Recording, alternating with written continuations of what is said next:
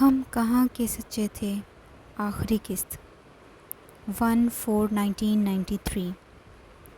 کل اسود نے مجھ سے کہا کہ اس نے خالہ کی آخری خواہش کے احترام میں مجھے معاف کر دیا، پر میری سمجھ میں نہیں آیا کہ اب معاف کرنے سے کیا ہوگا۔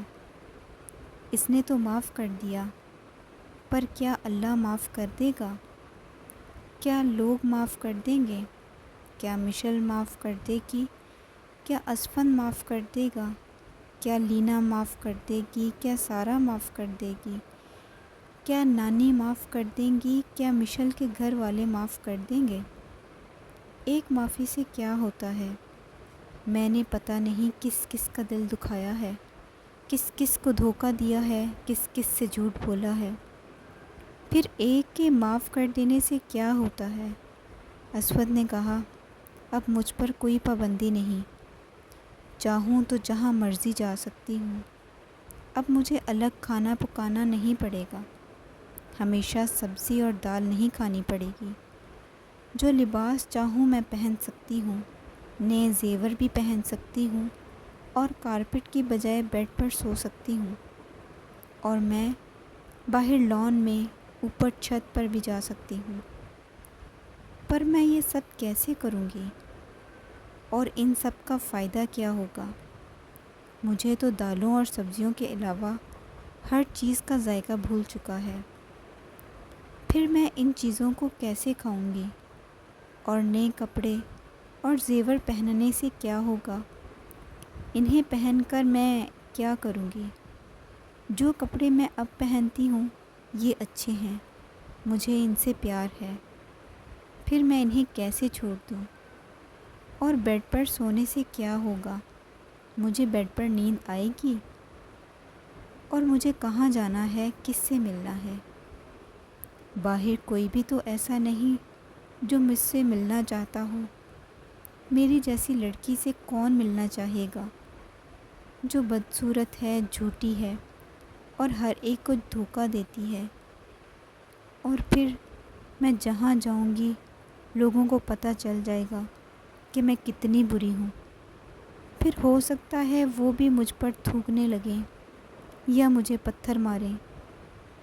میں اب باہر جانا نہیں چاہتی، ہاں مگر لان میں جانا چاہتی ہوں۔ میرا دل چاہتا ہے میں وہاں جا کر گہرے گہرے سانس لوں، میں کھلی ہوا کو ہاتھ لگاؤں، میں پھولوں کو پیار کروں، میں پرندوں کو دیکھوں۔ میرا دل چاہتا ہے میں گھاس پر بھاگوں، اتنا بھاگوں کہ میرے پاؤں تھک جائیں، مجھ سے سانس نہ لیا جائے، پھر میں گھاس پر گر جاؤں اور آنکھیں بند کر کے وہیں سو جاؤں۔ پھر بارش ہونے لگے پر میں آنکھیں نہ کھولوں، ویسے ہی آنکھیں بند کیے چت لیٹی رہوں، اور بارش کا پانی میرے چہرے کی ساری بدصورتی، ساری مکاری، ساری خباثت صاف کرے۔ پھر میرا تو چہرہ ہی ختم ہو جائے گا، یہ تو بنا ہی جھوٹ اور فریب سے ہے۔ پھر بارش کا پانی تو اسے گلا دے گا۔ پھر بھی میرا دل چاہتا ہے میں کھڑکی سے باہر نظر آنے والے آسمان کے نیچے چلی جاؤں، وہاں سب کتنا خوبصورت۔ 15/5/1993۔ پتہ نہیں روپوں کو کیسے خرچ کرتے ہیں، زیادہ روپوں کو دیکھ کے کیسے خرچ کرتے ہیں مجھے یاد نہیں آ رہا، بھول گیا ہے شاید۔ اب جب مشل یا سارا یا شیبہ یا لینا یا رخشی یا لیلا آئیں گی تو میں پوچھ لوں گی، پر روپے بہت خوبصورت ہوتے ہیں۔ صبح جب اسود نے مجھے روپے دیے تھے تو میں ڈر گئی تھی، بھلا روپے مجھے کیا کرنے تھے، سب کچھ تو مل جاتا تھا۔ پھر اتنے سالوں بعد مجھے تو نوٹوں کی شکل بھی بھول گئی تھی۔ اس نے کہا تھا انہیں خرچ کر لینا۔ میں بہت دیر تک انہیں پکڑے سوچتی رہی تھی کہ خرچ کیسے کرنا چاہیے۔ پھر میں نے سوچا خرچ نہیں کرنا چاہیے، رکھ لینے چاہیے، کبھی ضرورت پڑ سکتی ہے۔ پھر میں نے وہ گنے تو وہ بہت سارے تھے۔ میں نے انہیں الگ الگ کیا، ان کے حصے بنائے۔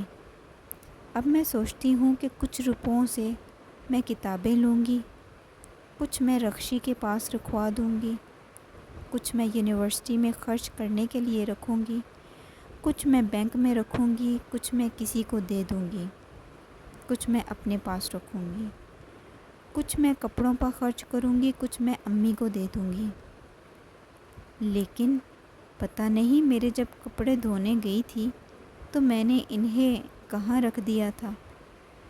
ابھی میں نے انہیں ہر جگہ ڈھونڈا ہے مگر وہ مجھے ملے ہی نہیں۔ میں نے سوچا ہے سارا سے کہوں گی کہ وہ انہیں ڈھونڈ دے، اسے ہر چیز بڑی آسانی سے ملتی ہے۔ پھر مجھے لگتا ہے کہ شاید اسود نے انہیں لے لیا ہے، اسے نہیں لینا چاہیے تھا، وہ میرے روپے تھے، اسے میری چیز نہیں لینی چاہیے تھی۔ لیکن میں نے اس کے دروازوں میں، اس کے تکیے کے نیچے، اس کے کپڑوں کی جیبوں میں تلاش کیا تھا۔ وہاں اور والے روپے تھے لیکن میرے والے نہیں تھے۔ شاید اس نے انہیں چھپا دیا ہے۔ لیکن ابھی جب سارا آئے گی تو میں اس سے کہوں گی کہ وہ مجھے ڈھونڈ دے گی۔ میں اکثر چیزیں وہیں ڈھونڈتی ہوں، مجھے تو ملتی ہی نہیں ہے۔ 27/5/1993۔ پتہ نہیں میں مشل جیسی خوبصورت کیوں نہیں ہوں۔ اتنے اچھے کپڑے پہنے ہیں میں نے اور زیور بھی، مگر بہت بدصورت لگ رہی ہوں، بلکہ زیور اور کپڑے پہن کر پہلے سے بھی زیادہ بری لگ رہی ہوں۔ میں نے مشل سے کہا تھا کہ وہ مجھے تیار کرے، پھر میں بھی خوبصورت لگوں گی، پر مشل کے پاس وقت نہیں تھا، اس نے یونیورسٹی جانا تھا۔ اس نے مجھے کہا تھا کہ اگلی بار وہ مجھے خود تیار کرے گی، پھر میں خوبصورت ہو جاؤں گی مشل کی طرح، پھر سب لوگ مجھ سے بھی مشل کی طرح محبت کریں گے۔ ابھی جب میں یونیورسٹی جاؤں گی تو میں مشل کے پاس ہی جا کر بیٹھوں گی۔ آخر وہ اتنی پیاری ہے، حالانکہ سارا مجھے کہتی ہے کہ میں بہت پیاری ہوں، پر مجھے یقین ہی نہیں آتا۔ وہ بھی میری طرح بہت جھوٹ بولتی ہے۔ ویسے وہ اچھی بھی بہت ہے، میرے بہت کام آتی ہے۔ میں نے انہیں کہا ہے وہ میرے گھر آیا کریں، ہم مل کر پیپرز کی تیاری کریں گے۔ ویسے میں نے انہیں کہا ہے کہ جب اسود آ جائے یا کوئی اور تو وہ سب چلی جایا کریں، اسود پسند نہیں کرتا نا اس لیے۔ مگر اب کیا اسود کی وجہ سے میں اپنے دوستوں سے ملنا چھوڑ دوں؟ اب میں ان کے گھر تو جاتی نہیں ہوں، تو پھر میری دوستوں کو تو یہاں آنا ہی چاہیے نا، ورنہ میں ان سے کہاں ملوں؟ میں نے اسفن سے کہا ہے کہ وہ مجھے کچھ بکس گفٹ کرے۔ وہ ابھی تھوڑی دیر پہلے آیا تھا تو میں نے اسے کہا تھا کہ وہ جلدی مجھ سے ملنے آیا کرے۔ اتنی بار اس سے کہتی ہوں پھر وہ آتا ہے، لیکن اسے بہت کام ہوتے ہیں، پھر مجھے اچھا نہیں لگتا کہ میں اس سے اتنا اصرار کروں۔ وہ سمجھے گا کہ پتہ نہیں کیوں میں اسے بار بار بلا رہی ہوں، حالانکہ میں تو بس اس سے اسٹڈیز کے بارے میں بات کرنا چاہتی ہوں۔ وہ نوٹس اچھے بناتا ہے، میں بھی اچھے نوٹس بناتی ہوں، مگر مجھے لگتا ہے کہ اس بار میں اس سے اچھے مارکس نہیں لے سکوں گی۔ اس کی تیاری بہت اچھی ہے۔ ایک اور بات یہ بھی کہی تھی میں نے اسفن سے، پتہ نہیں یاد نہیں آ رہی۔ میں بہت سوچ رہی ہوں مگر وہ بات بھول گئی ہے۔ جب مجھے یاد آئے گی تو میں ڈائری میں لکھ دوں گی۔ 26/1992۔ کل اسود مجھ سے کہہ رہا تھا کہ اسے مجھ سے بہت محبت ہے۔ آج اسفند بھی یہی کہہ رہا تھا۔ مشل بھی، سارا بھی، شیبا بھی، رکشی بھی، لیلا بھی، سب کہتی ہیں کہ وہ مجھ سے بے حد محبت۔ ابھی جب میں نے سب کو پارٹی میں بلایا تھا تو سب بہت خوش تھے۔ ہم نے گانے گائے، میں نے سب کے لیے اپنے ہاتھوں سے کھانا پکایا، سب بہت تعریف کر رہے تھے۔ پھر اسود آ گیا، سب چپ ہو گئے، پریشان ہو گئے۔ اسود پسند نہیں کرتا نا کہ یہاں سب آئیں، پر اس نے انہیں کچھ نہیں کہا۔ مجھے برا لگا، مگر پھر میں نے افی خالہ آج اصرار کر رہی تھی کہ میں زیور پہنوں۔ انہوں نے بار بار ضد کی، پھر مشل نے بھی ضد کی، تو میں نے مشل سے کہا کہ تم زیور پہن لو، تو پھر اس نے پہن لیے۔ وہ بہت خوبصورت لگ رہی تھی۔ سارا نے مجھے ایک گفٹ دیا تھا، پر یاد نہیں کہ وہ کیا۔ 10/6/1992۔ آج یونیورسٹی میں سب کہہ رہے تھے کہ میں بہت اچھی ہوں، تعریف کر رہے تھے۔ پتہ نہیں کس نے کہا تھا کہ میری آواز بہت اچھی ہے۔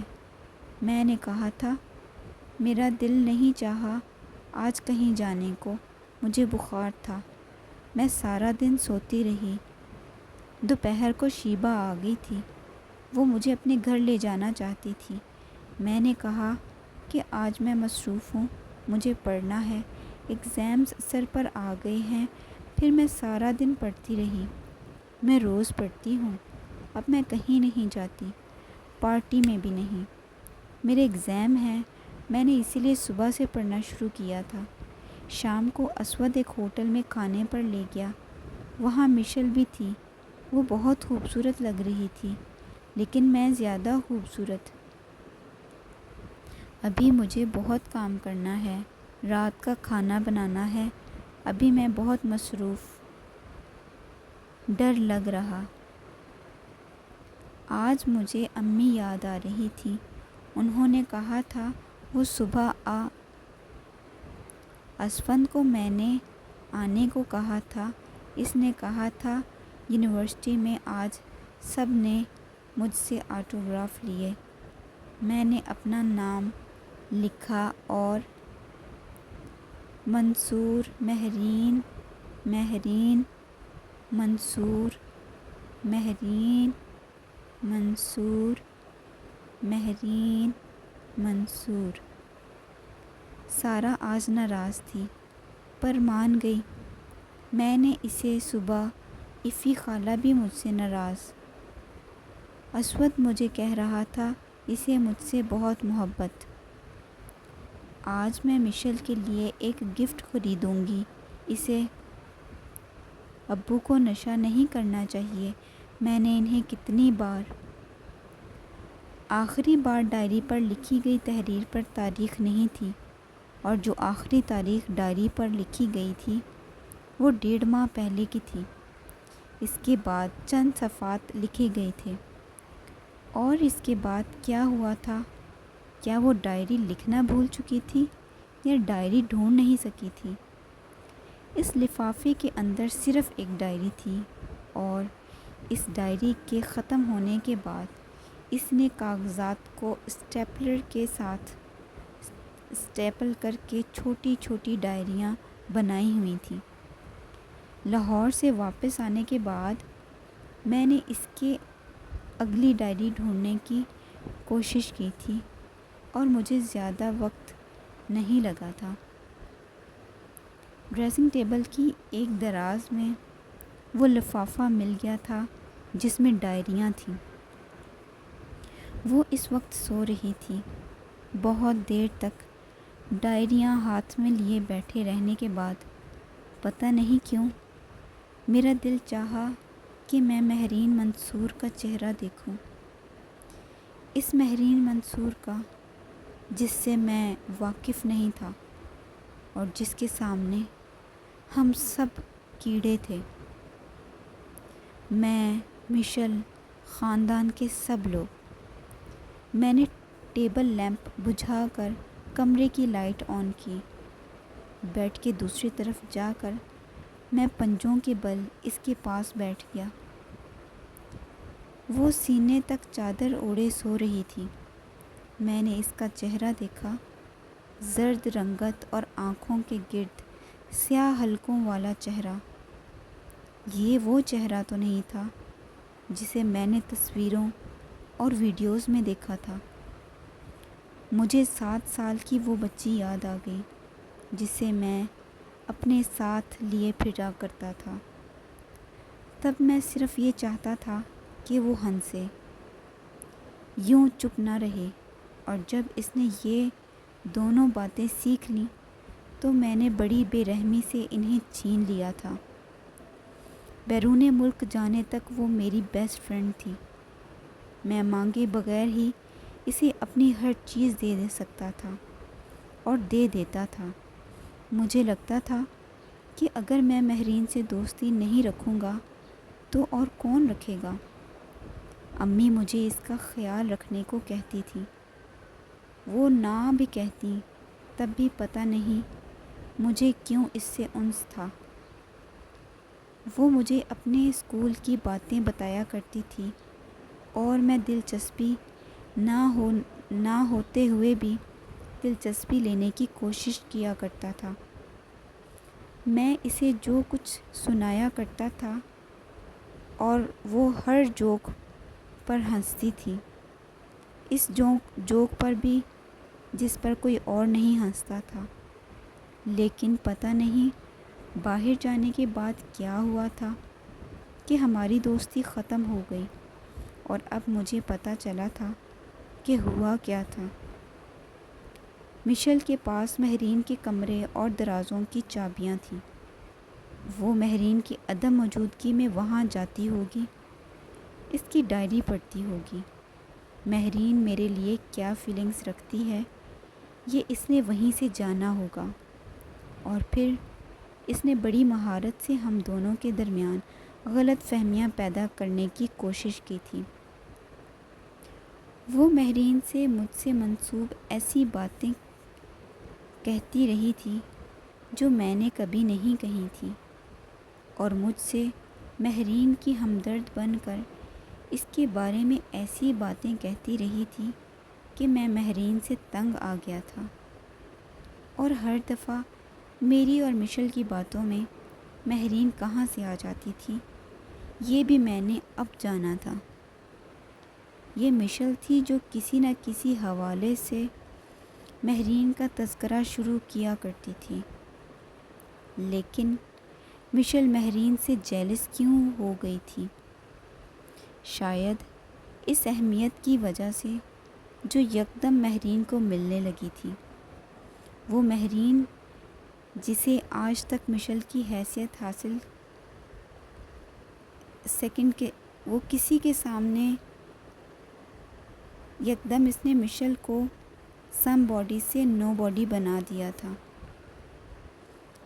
وہ جانتی تھی کہ مہرین اسے ہرانا چاہتی ہے، اسے نیچا دکھانا چاہتی ہے، اس سے آگے بڑھنا چاہتی ہے، اور مہرین کی نفرت نے مشل کو اور برہم کر دیا تھا۔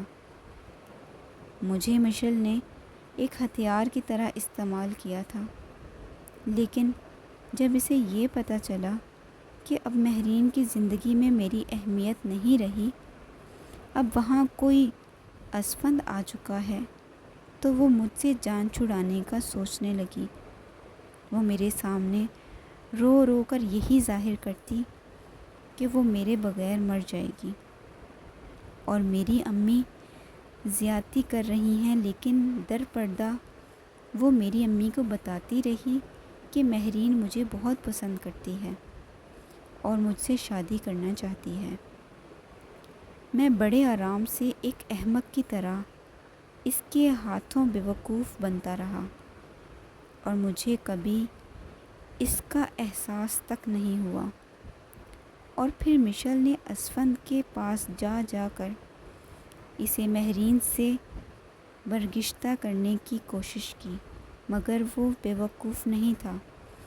اس لیے اس نے ان کی باتوں پر دھیان نہیں دیا، اور پھر پتہ نہیں کیسے مشل خود اس کی محبت میں گرفتار ہو گئی، اور اس رات شدید غصے میں آ کر اس نے خودکشی کر لی۔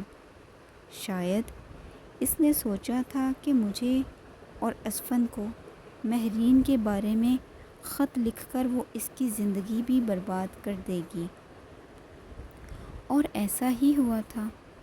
مشل کی قربانی بیکار نہیں گئی تھی۔ میں نے اور اسفند نے بالکل وہی کیا تھا جو اس نے سوچا تھا۔ کیوں مشل اس سے اتنی نفرت کرنے لگی کہ وہ اپنی جان پر کھیل گئی، صرف مہرین کو تباہ کرنے کے لیے؟ شاید تب تک حسد اور صدمے نے اسے بہت حد تک ذہنی طور پر ایب نارمل کر دیا تھا۔ وہ شعوری اور لاشعوری طور پر خود کو مہرین سمجھنے لگی تھی۔ وہ جانتی تھی میں ملک سے باہر رہتا ہوں، اس لیے کبھی بھی اس کی باتوں کی حقیقت نہیں جان سکوں گا، اس لیے وہ مجھے مہرین کے ہر کامیابی پر اپنے نام کا ٹھپا لگا کر میرے سامنے پیش کر دیتی تھی، اور میں اس پر یقین کر لیتا تھا۔ شاید ذہنی طور پر مشل بھی مہرین سے متاثر تھی، پر وہ یہ بات ماننے پر تیار نہیں تھی، لیکن لاشعوری طور پر اس کے رویے مہرین کی طرح ہو گئے تھے۔ مہرین کی ڈائری میں بہت جگہ ایسے جملے لکھے تھے جو میں مشل کے منہ سے سن چکا تھا اور اسے داد بھی دے چکا تھا، پر اب مجھے پتہ چلا ہے کہ مشل کے پاس تو لفظ تک اپنے نہیں تھے۔ وہ شاید میرے سامنے لاشعوری طور پر مہرین بن جاتی تھی، اس کی طرح باتیں کرتی تھی، اس کی کامیابیوں کو اپنے نام سے پیش کرتی تھی، اور مجھ سے ملنے والی داد اس کی انا کو تسکین پہنچاتی ہوں گی، کیونکہ میں وہ واحد آدمی تھا جو اس کی ان خوبیوں، ان صلاحیتوں کی تعریف کرتا تھا جو اس میں تھیں ہی نہیں۔ اور مشل اپنی ساری خوبصورتی، ساری مکاری، ساری چالاکی کے ساتھ اس وقت اپنے ہاتھوں کھودی ہوئی قبر میں تھی، یہ سوچتے ہوئے کہ اس نے مہرین کو شکست دے دی ہے، اور مہرین منصور اپنی عام صورت، اپنی ذہانت، اپنے پیچ، اپنے حوصلے کے ساتھ ابھی بھی زمین کے اوپر تھی، زندہ تھی، یہ سوچتے ہوئے کہ وہ ہار چکی ہے، اور میں تھا جو اپنی ساری ذہانت، صاف گوئی اور سچ کے ساتھ جھوٹ کو پروان چڑھاتا رہا، یہاں تک کہ یہ جھوٹ اتنا طاقتور بن گیا کہ اس نے سچ کو ہڑپ کر لینے کی کوشش کی، مگر سچ پھر بھی جیت گیا تھا، اور میں ایک پریچر سے گھٹ کر ایک تماشائی بن گیا تھا۔ جنہیں سچ سے محبت ہوتی ہے اور جو سچے ہوتے ہیں، وہ میرے اور مشل کی طرح چلاتے نہیں پھرتے، خود کو اصول پرست، صاف گو، کھرے اور پتہ نہیں کس کس لیبل کے ساتھ پیش نہیں کرتے۔ وہ مہرین کی طرح ہوتے ہیں، جنہیں خود اپنی پہچان نہیں کروانی پڑتی، نہ اپنا تعارف کروانا پڑتا ہے، لوگ جان جاتے ہیں کہ وہ کون ہیں، اور جو نہیں جان پاتے وہ اسود علی ہوتا ہے، خود ساختہ، سچا، اور جسے پھر اپنے کیے پر ساری عمر پچھتاوا ہوتا ہے، اور یہ پچھتاوا تو اب ساری عمر میرے ساتھ رہے گا، کیونکہ مہرین منصور کو ہمیشہ میرے سامنے رہنا تھا، اور مجھے اس سے نظر بھی ملانی تھی، بات بھی کرنی تھی، اور یہ سب ساری عمر ہونا تھا، اور میں اب کیسے اسے کبھی کہہ پاؤں گا کہ مجھے سچ سے محبت ہے اور جھوٹ سے بے پناہ نفرت؟ وہ میری بات پر اتنا ہنسے گی کہ اس کی آنکھوں میں آنسو آ جائیں گے۔ میں ایک بار پھر اس کے چہرے پر نظر ڈالی۔ میرا دل چاہا میں اس کے چہرے کو ہاتھ لگاؤں، بہت نرمی سے۔ میں نے اس کے ماتھے پر ہاتھ رکھ دیا۔ سب کچھ ٹھیک ہو جائے گا مہرین، سب کچھ ٹھیک ہو جائے گا۔ میں تمہارے لیے اس ملک کی سب سے بہترین سائیکیٹرسٹ کا انتظام کروں گا۔ میں تمہارے سب دوستوں کو واپس لاؤں گا۔ میں تمہیں وہ سب واپس دلاؤں گا جو تم نے خود حاصل کیا تھا، اور پھر میں تم سے کہوں گا کہ تم مجھے معاف کر دو اور مجھے وہ پرانا اسود علی بن جانے دو جس کی زندگی میں مشعل اکبر نہیں تھی اور جو لوگوں سے بدلہ نہیں لیا کرتا تھا۔ میں نے اس سے سرگوشی کی تھی۔ یکدم اس کا چہرہ میری آنکھوں میں دھندلا گیا اور پتہ نہیں کہاں سے پانی آ گیا تھا۔ تم جزا سزا کا اختیار اپنے ہاتھ میں لینے کی کوشش مت کرو۔ تمہیں کیا پتہ کون گناہ گار ہے کون بے گناہ۔ یہ علم تو اللہ کے پاس ہے اور یہ اختیار بھی اس کے پاس رہنے دو۔ ایسا نہ ہو کہ تمہیں پچھتانا پڑے۔ میرے کانوں میں بہت عرصے سے پہلے امی کی کہی ہوئی بات گونجی تھی۔ میں نے اس کا چہرہ دیکھتے ہوئے آنکھوں کی نمی کو صاف کرنے کی کوشش کی، مگر پانی تھا کہ بڑھتا ہی جا رہا تھا۔